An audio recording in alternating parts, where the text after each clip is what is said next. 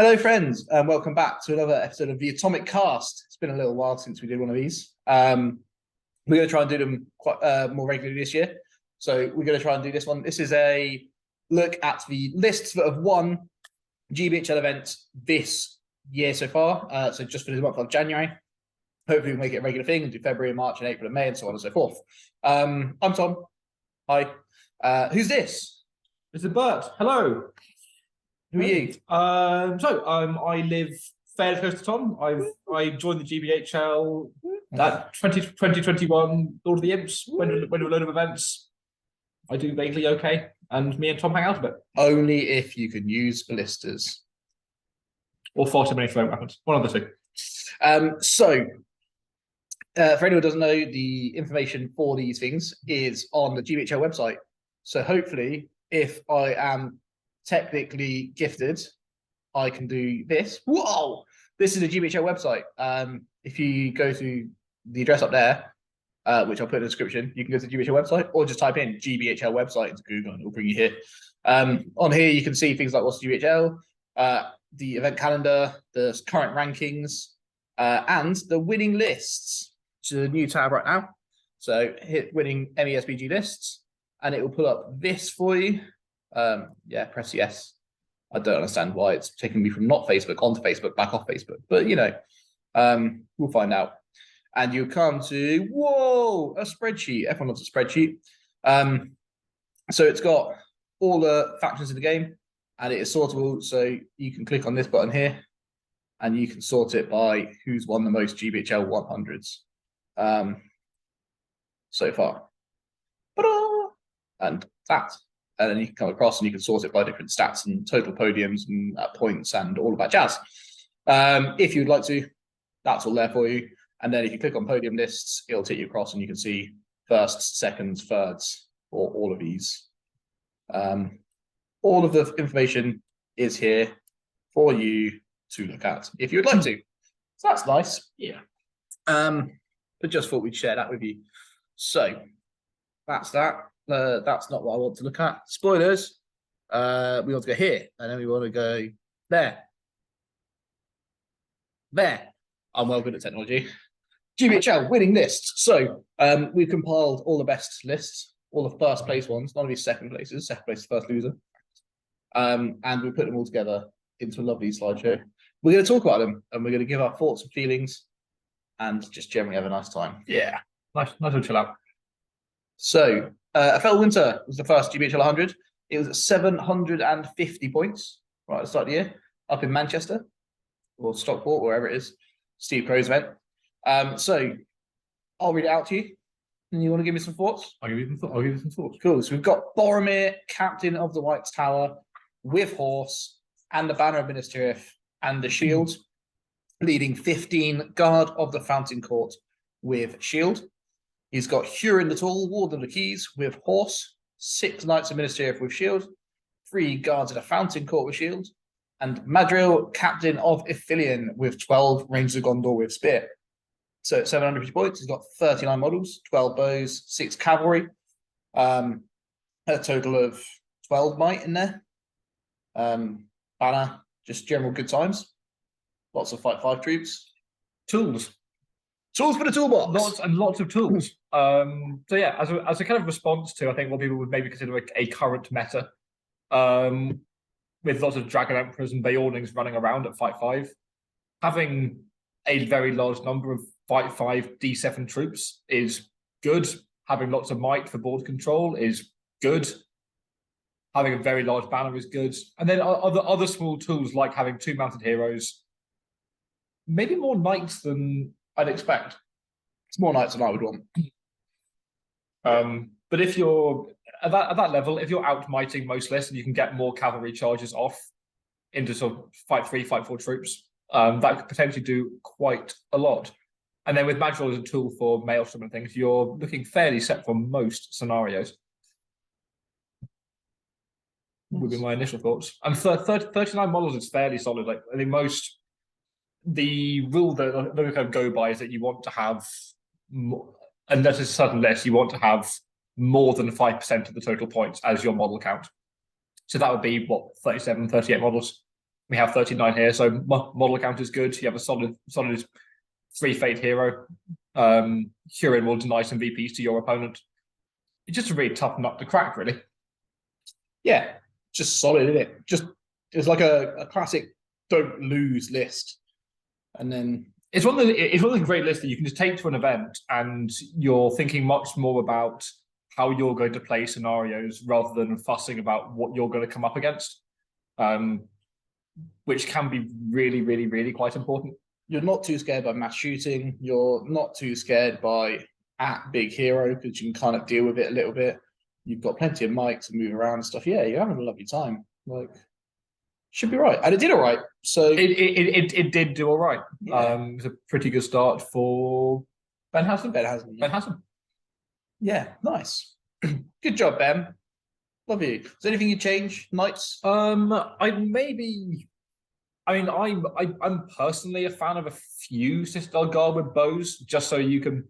I don't know if you dropped if you dropped a couple of knights, would that get you? If you got like 3 knights, that would maybe get you 4 Sister Guard with longbows, Potentially. Maybe something like that. They're going to be very good objective holders and some strength 3 shooting.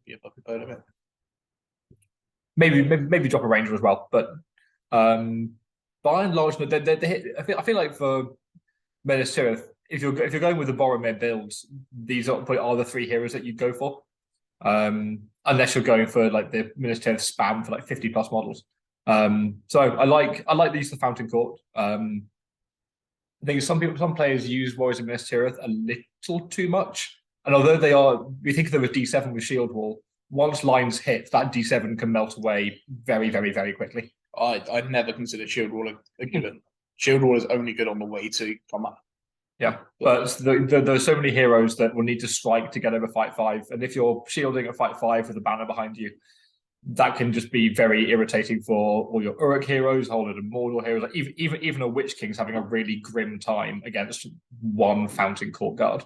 Yeah, so I think they're great troops. Plus all the bodyguards to deal with things like back riders and stuff if they're still kicking around. Have a lovely time. Shall we have a look at our next one? Let's go next one. This wild, absolutely wild. I smiled a lot. I saw when I first saw this list on the actual Excel spreadsheet, I didn't see the right hand side. Neither did I, and I was trying to work out how the maths worked. So we have got the Bridge of Khazad Dundee, great name by the way, up in Scotland. It's a GBHL 80. So this is a fun, friendly event. Whereas the 100s are quite spicy and 90s are smaller spicy. The 80s are meant to be fun and friendly. So we have got Expedition of Moria list. Yes. Balin leading. I'm not going to read out the individual warriors, but there's 5 warriors with a mix of shield and bow in there. 3 Khazad Guard, Iron Guard, Dwarf Rangers, all teams, just all kinds of stuff in that list. King's Champion with loads of stuff. Floy, loads of stuff. Oin, Champion of Erebor, which I had to look up if that was allowed, and it is. And Ori, Champion of Erebor. Now, I haven't done the maths on this. Is the M mean mounted? What's the M for? Why is there an M there? I'm trying to work that one out myself as well. I don't think they have goats as an option in any list. Oh, that will be them with the Moria keyword. Okay. Cool. And then a Dwarf Ballista. So it's only got 52 models, an awful lot of Dwarf Warriors. There are 12, most of the Warbands are actually the same. You've got 3 Dwarf Warriors with shields, 2 Dwarf Warriors with bows, 3 Khazad Guard, 2 Iron Guard, and a Dwarf Ranger with a long bow. There's a few Vault Warden teams chucked in for fun, but there's only 3 Vault Warden teams. 3 Vault Warden teams, which you often see packed together, so that's definitely an interesting little choice. It's basically, it's all the named heroes except Gimli, which I kind of like. If we are just going for theme, then theoretically these were the Balin's Expedition heroes. Yes. It's a large number of D7 lads. There may be a theme coming. It's not one that you particularly look at and just go, this guy's method chasing. But D7 fight forward troops of really hard to crack. King's Champion providing 2 banners is just good. There's a Warhorn in here somewhere as well. For default for courage 5 dwarves. Floy, just being Floy. If anyone hasn't experienced Floy, he can turn off people's war gear or active special rules. So he can go Anduril, nah, just a floppy sword. He can go Terror, nah, you don't cause terror. Fly, nah, you don't have fly. It does feel Master of Lake Town, nah, you can't do a banner. It does feel kind of wild though that at 1,000 points, you still only have 2 striking heroes with 5 might between them, and one of them is your 1 fate leader. So Barlin, I think at low points, people would go for Khazad-dûm. They go for Moria over Khazad-dûm because Barlin's that bit cheaper than Durin. But Barlin for a 2 wound, 1 fate leader, 1,000 points is brave. But it's Khazad-dûm and the Expedition of Moria. The event name's Khazad-dûm. It's themey. It's fun. It's an 80. It's what it's meant to be. Yeah. No, this is fun. It's glorious. This is the definition of a lovely 80 list. And look, 1,000 points, 52 models. That's almost bang on your little ratio. It is a smidgen over my ratio, which does make me smile inside a little bit. And as we always say, people with Khazad-dûm, half the job of the Warriors is to die slowly. Your heroes, you don't care about striking too much because, what are you going to do? Oh, Huron's going to run in some lads and strike. Great. Not going to kill me, though, are you? Huron might actually, but for example. On like a 4x4 board, if you just park like a Vault Warden team and a couple of D7 lads at courage 5, they're not going anywhere. No, they're having a lovely time. Shall we have a look at our next one? Yeah. Nobody tosses a dwarf. Hey, we were there. We were there. So this was a GBHL 90 in Bicester. This was the first GBHL 90. The very first GBHL 90. This is meant to be a smaller sized, but still quite competitive event. This was 40 people. Could have been 100 at that size. It could have been. I think it was the host's first tournament that they were TOing. Yes, which means it can't be 100. Yeah. Yes. So this is the assault on lothlorien. So apparently, I don't know if you heard, assault on lothlorien hasn't won anything yet. Don't know if that was a discussion on the GBHL Facebook group. There have been a comment or two about assault on lothlorien. Never won anything apparently, apart from this event, where you've got Druzag, the Beast Caller, a whole bunch of Gobbos, 4 Prowlers and 2 Spiders. Musga, 13 Warriors, 1 extra Warrior with a banner. These are Orc Warriors and a Bat. Goblin Shaman, 6 Warriors with bows, 4 Prowlers, and a Marauder at 550 points. So this is a trend that we were chatting about before, where it seems like at higher points, the 5% rule seems to come in a little bit, and the focus tends to swing a bit more towards like tech heroes and tools and all the rest of it. Whereas at lower points, numbers seem to be really quite useful. And numbers with +1 to wound when you outnumber is absolutely savage. So 43 models when you had a bunch of lists in there that are clocking in at under 30. There's like 3 whole defense 5 models in this list as well. It's very exciting. Yeah. So in theory, this thing should melt in combat. But when you have what have we got?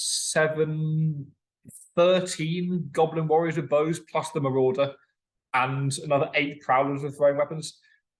If they have 30 models to start with, when they get very close to you, they're going to have about 23 by the time they actually hit you.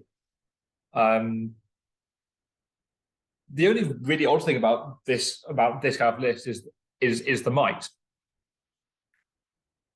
Yes, with only you don't care about might. No. Because what are you calling a heroic move for? You want people to charge you. You want people to run into your front lines. You don't want to wrap around them from the back.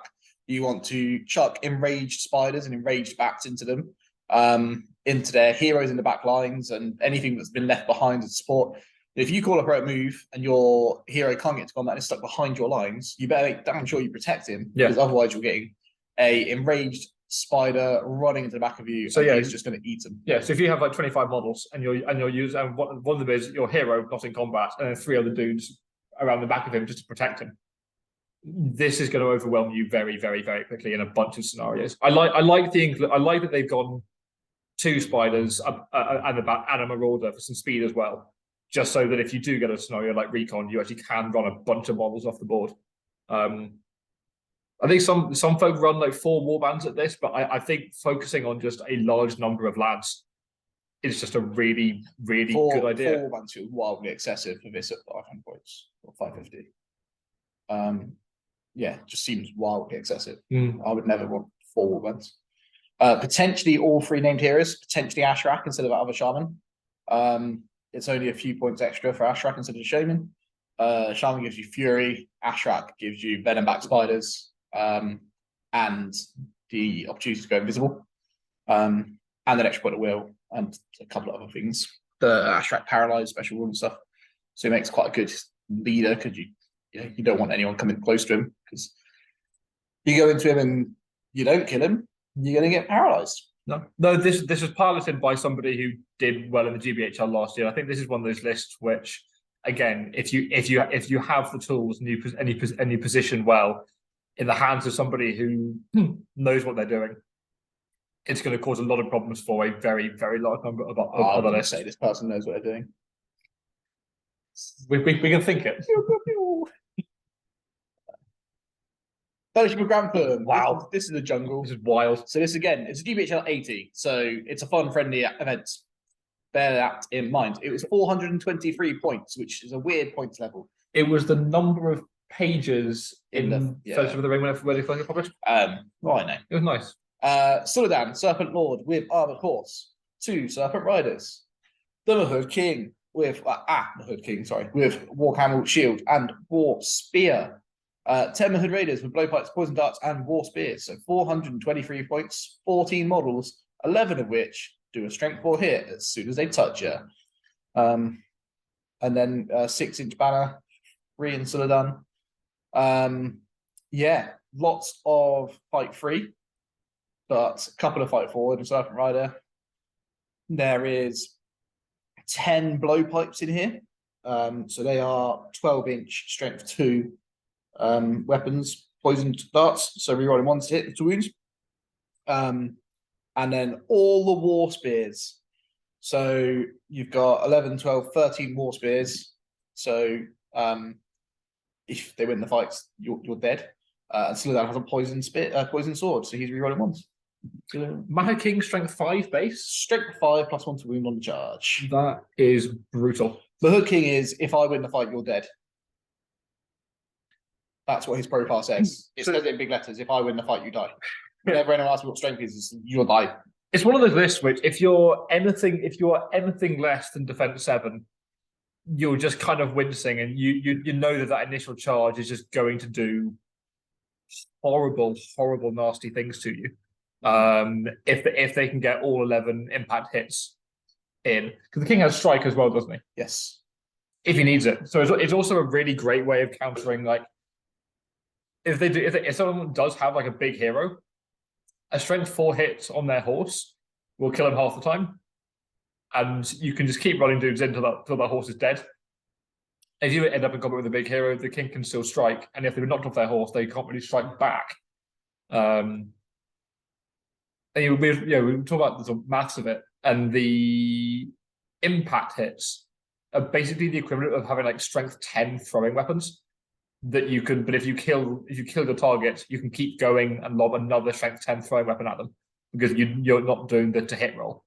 So against anything d6 or less, you can be in a 400 point event, you can be wiping out 6, 7, 8 models before combat's even happened.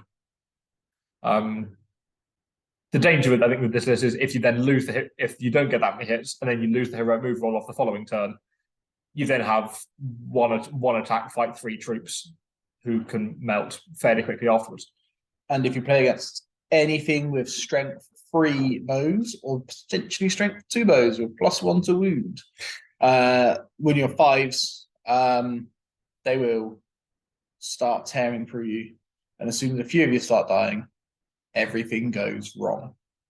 But everyone has a cracking time with this. Yeah, your games are fun and furious and fast, and everything dies one way or the other. In fact, normally both armies, everything dies. It's glorious. Would you think that this army scales very well?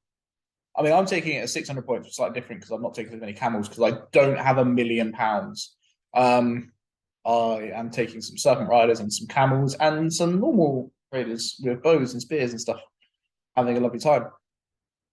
And the betrayer on Pale Beast because Flappy Birds. Do you know why? Because poisoned war spears.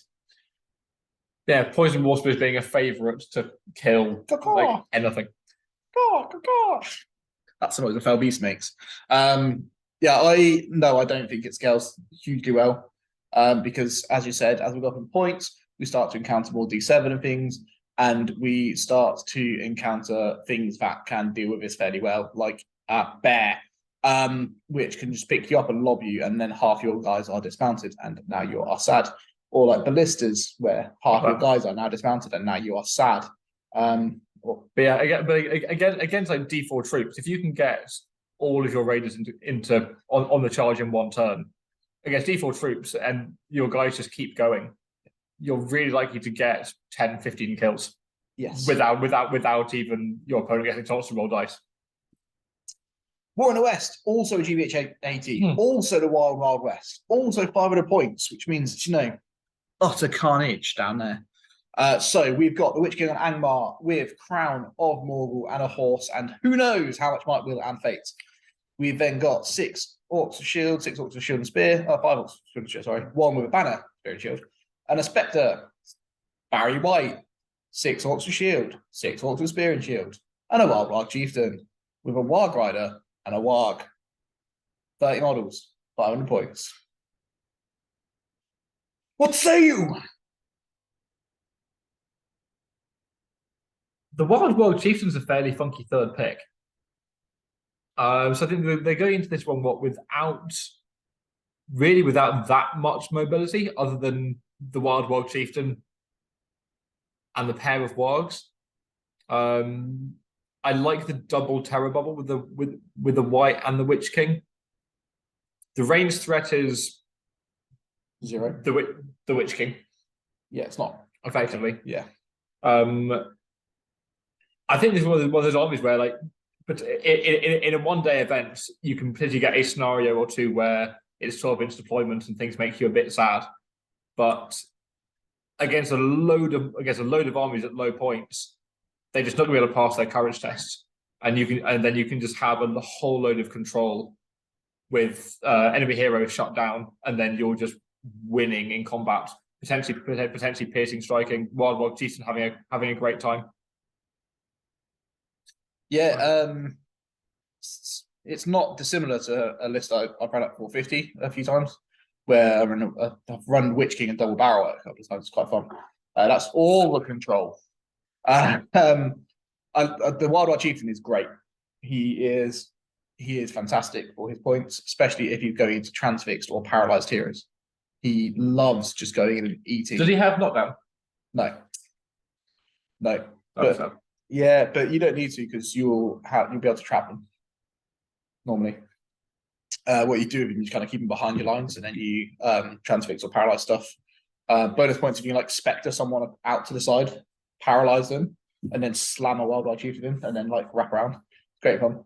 But yeah, he's your hammer to deal with things that you've already neutralized. I like if you do start quite far apart. I talked to another Angmar about this recently, that they did something similar with a Witch King and Spectres, where even if you do start quite far apart, if you can Spectre something forward, and then you sort of heroic combat off them with like a Witch King, a Wild Warg Chieftain, and troops. Yes. If you're not prepared for it, you have suddenly got a bunch of terror-causing lads, a Witch King, and a Wild Warg Chieftain just hitting your front lines. Do you know what's great fun? Kind of compelling something towards you, throwing a Betrayer on Fell Beast and a Hood King and a Suladan into it, and heroic combating from that. Oof. Catch this. And just shooting blocking. So I think initially I'd look at this and just go, well, any mass strength 3 shooting or even strength 2 shooting a lot of the time can just start destroying this. Not if you have one warrior in the way, and you're marching as a column. It can just turn off all shooting. But yeah, no, I like it. I'm assuming the Witch King, it would be something like a 3-12-2 or something. I'm not so sure, because points wise, I would expect there to be way more in this warband if he was that small. It's like a big Witch King. I think it's a really big Witch King. I think it's potentially an unnecessarily large Witch King, and I would rather have more people because I think I can get more troops in here if I do some maths very, very, very quick. Yeah, very, very quick. Because it's one of those things where if you went from like a 323 Witch King down to a 314-2, and suddenly you have 35 models. That's only 35.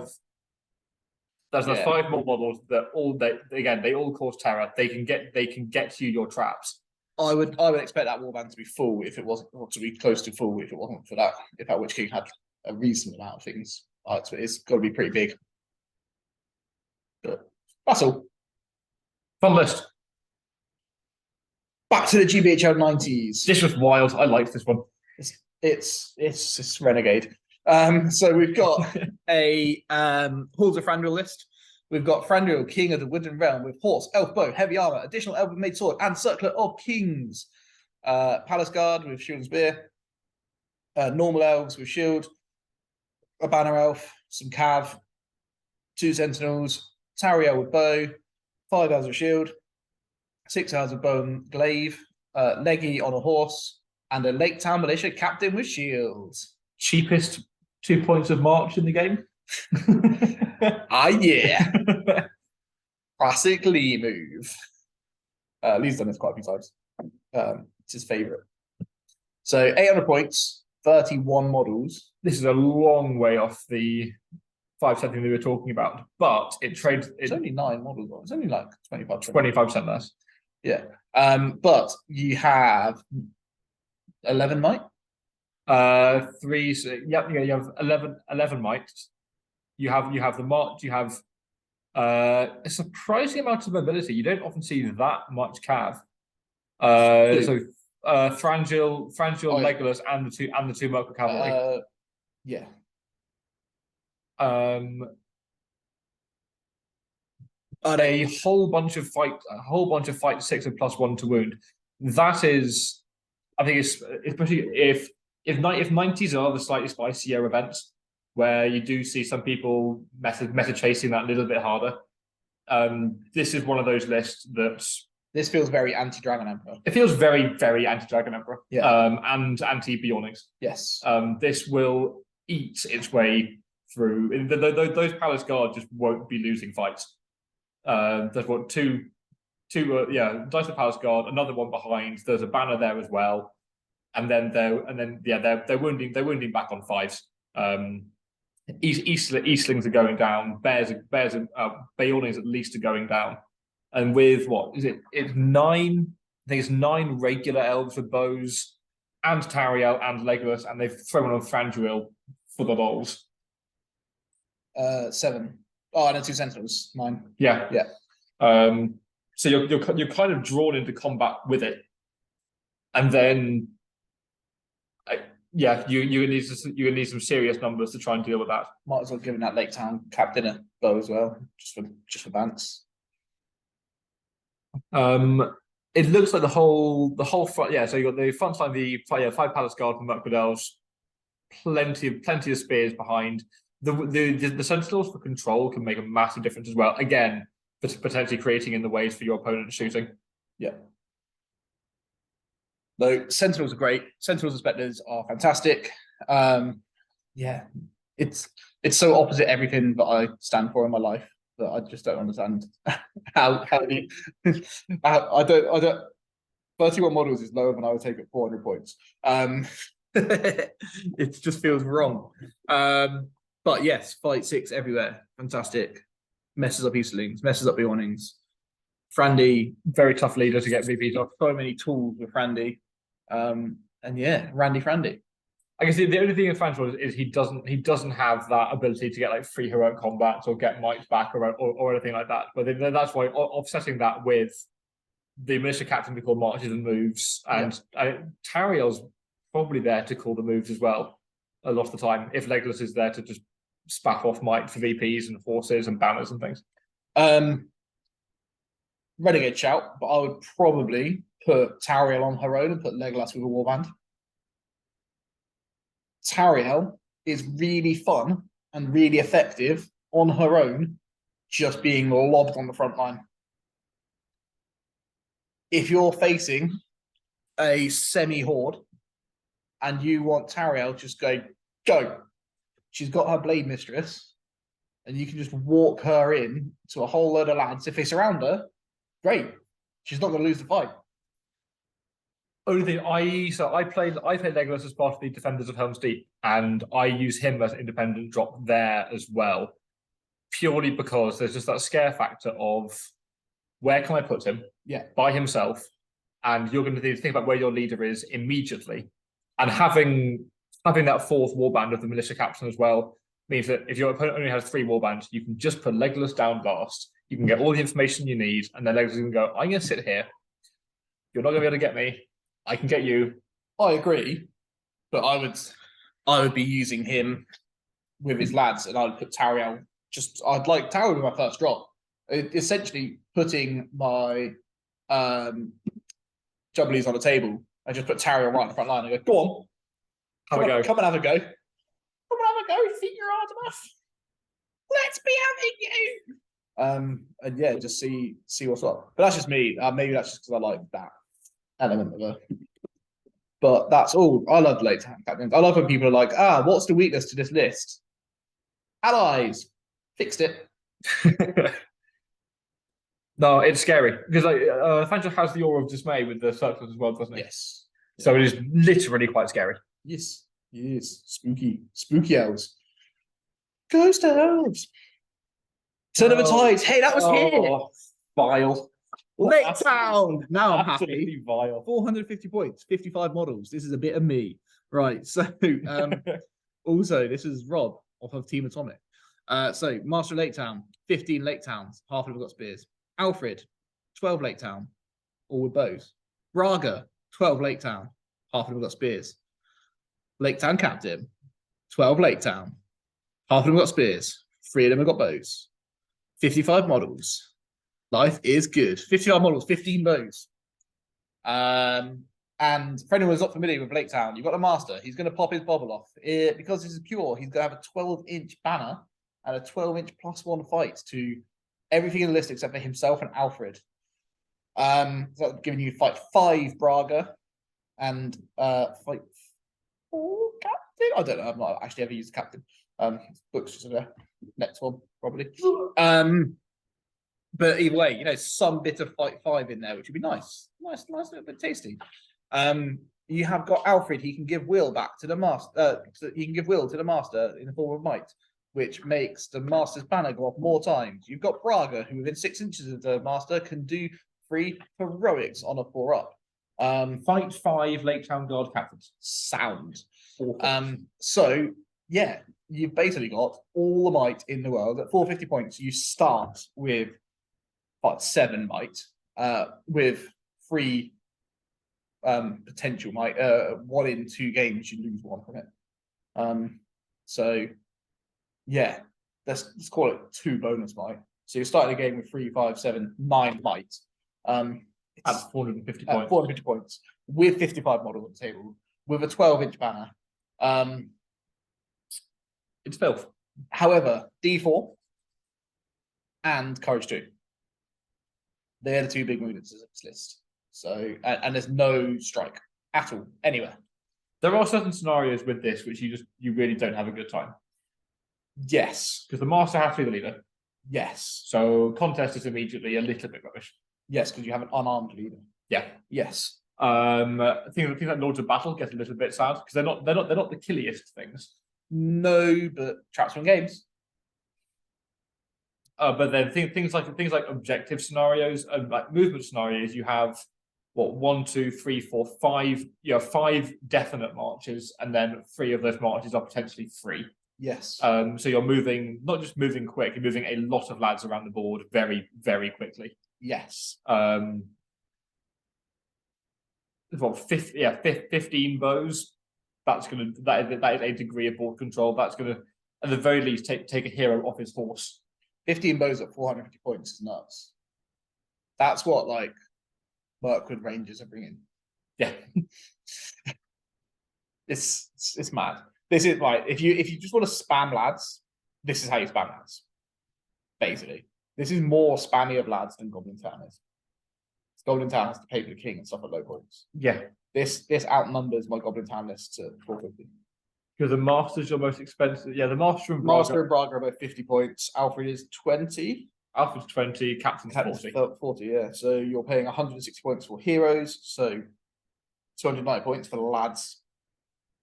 And they're 5 points each, 6 points for a piece of gear. Lads. And bear in mind, I take this. I decided I liked having a big hero to throw around, so I dropped this bottom warband out and just replaced it with foreign king under the mountain. It still have 37 models. It's just Lake Town are silly. They have absolutely no right to be that good. However, I will continue using them until someone fixes it. I don't have that much more to add against that. It's just so many models to deal with at that level. They have so few lists have absolutely no right to be that good. No right. But I'll take it. And I'll use it. And what we should do is everyone should just buy Lake Town, and then they'll nerf it because they've got their money. Let's move on. This list is just making me sad to look at. Into West. This one is making me happy to look at. Fantastic. Into West, GBHL 100. I was there. I didn't win. This did. I took my Lake Town foreign list I just mentioned. I didn't win. This did. It's better. Clearly better. Lake Town are rubbish. There may or may not be a video detailing exactly how good this list is against Lake Town. We will be playing. Yes, we'll play out a game with this because Bert owns this and I own the Lake Town stuff. So I don't own the last Lake Town list, but I own my own Lake Town list. So we'll play against each other, and we'll see. Just to get this on the table, cause Bert, walk us through this. So we are playing. And we are playing two warbands plus a ballista. We have an Uruk commander with a crossbow, only 1 shield, 6 pikes, 4 crossbows, 1 berserker. Berserkers are usually there at certain levels. You end up with 5 points left over. So yeah, with five points more, you get 2 lads. And your secondary captain also the crossbow, 2 shields, 6 pike, and 4 more crossbows, and the ballista. 29 models is normally fairly solid, and their fight for strength 4 dudes who don't take characters for being broken until they're reduced to what would be like 9 models. So they are going to be hanging around 8 normal crossbows, 2 might powered crossbows, which can just be brutal. And then the might point on the siege veteran as well, and it's weird how often a clutch heroic move from the siege vet comes off as well. I think there's more. So I played this list quite a bit because I'm a fun, fluffy person. There is more Fight 5 out there than there was a while back, and it's surprising but delightful to see this still topping 100-point events. The Uruk commander is still he's a strength 5/3. He's a strength 5/3 attack monster. So these like troop spam lists, whether it's Goblin Town or Assault on Lothlorien or Scouts, these are all troops that the commander himself can rip through in combat. And the ballista itself, it can offer you a massive degree of board control. It's nicer. I prefer it to like 550 when you can have the same hero with another ballista and a few more lads, and it just does fill things out a little bit.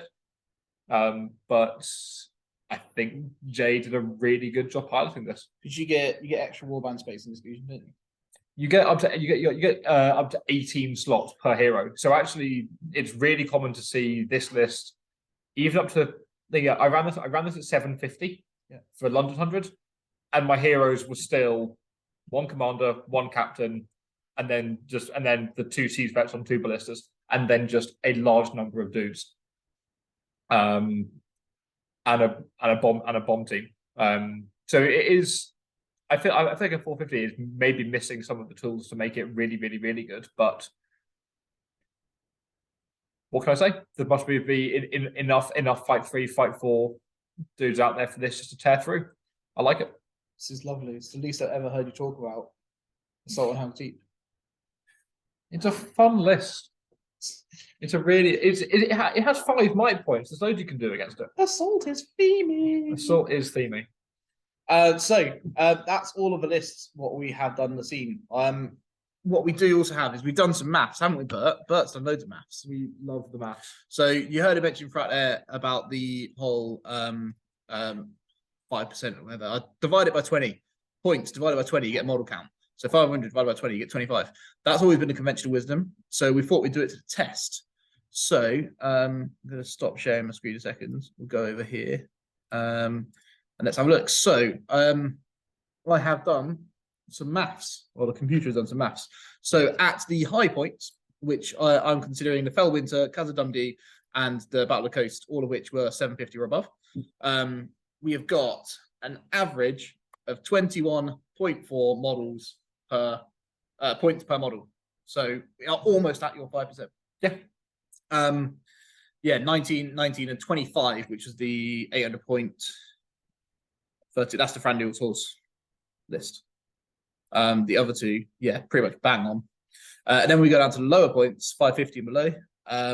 We have got some wild lists. We really do. It still has an average of 17 points per model, so it's not far away. But I think that's massively helped by the all-mounted Harrod list. In fact, let's just take that out and see what happens. Because that'll be fun. Or me, anyway. Don't know about you. This is at home. But it's fun for me, and that's all I care about.